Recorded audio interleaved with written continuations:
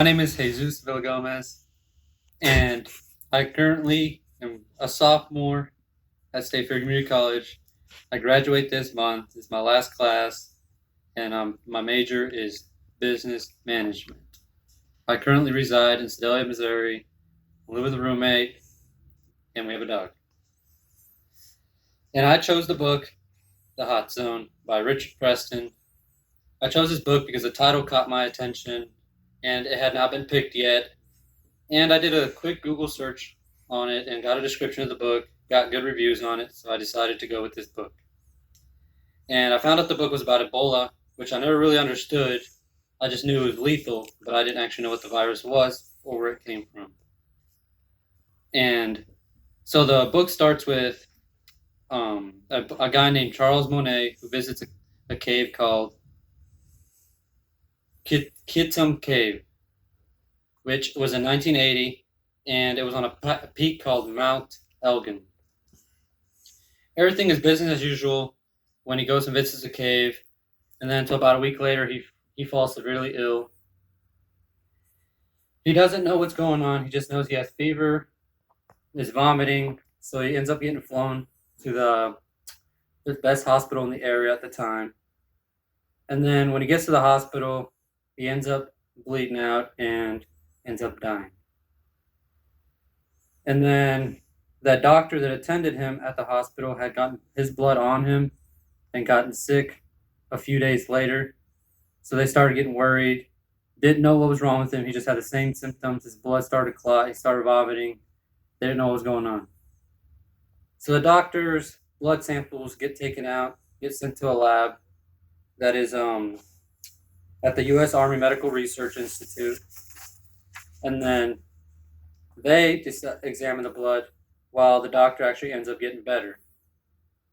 That lab is meant for diseases like that, stage 4 diseases which have no cures, so they have to go in there with a spacesuit to go and study what they can find about it. So they end up getting more blood samples from that same cave, and they realize that the cave is actually infected by a virus named the Marburg virus.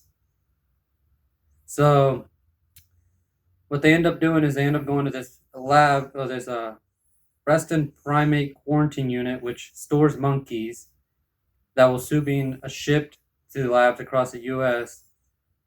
So those monkeys are overseen by a vet who seems to injects those monkeys with the virus, and then they try to cure it to see what they can find out. They end up infecting a bunch of those monkeys, trying to cure the virus, and they all just die out. So then they end up getting more monkeys, and then they end up finding that virus, the Marburg virus, is actually a strand of Ebola. And that Ebola virus has 3 different strands. Ebola zaire, and then the Marburg, and then the other what's it called, Ebola strand of it.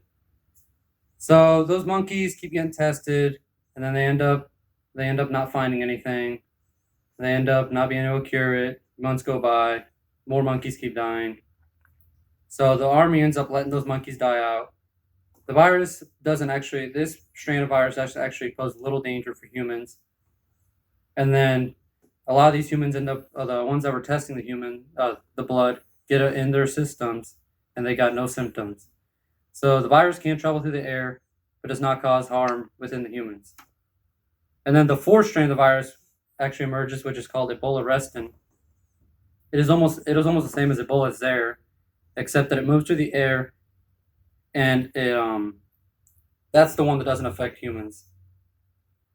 And at the end of the story, Preston decides to travel to all the places that the virus has actually been, including the place where the monkeys were at, the cave from the beginning. And when he goes into the cave, he actually puts on a spacesuit, goes in there, goes to every possible place that could be infection. He sees why people start getting infected. He sees multiple locations where the virus could be located at. And then the last trip he takes is to the abandoned monkey house in Reston. He sees all the life, all plants and insects, and he realizes that he is amazed to find out that that's a place where a disease killed off a lot of monkeys and actually full of life now. And he's not, and he knows for sure the virus will end up coming back sometime in the near future. So my favorite part of the book was when Richard Preston was actually visiting the places where the damage was done, because it shows to you that he herself actually researched, learned all he could with what he could find, and then he wrote about it and seeing what he saw as experiences. The impact that the book has is it was kind of a way for him to alert society on emerging viruses, which we have kind of right now with COVID-19 going on. So this caused the CDC to pay more attention on global diseases, to help gain funding, and put good focus on Ebola strands. And then it also showed me how easy a disease can spread and affect a lot of people when you don't know much about it. And I actually didn't know that Ebola had this many strands, so this was news to me. And then I would recommend this book if you want to read a nonfiction book that has a good story to follow, because diseases do affect everyone, and if you don't follow guidelines, you can get real sick and you will actually cause severe damage or die.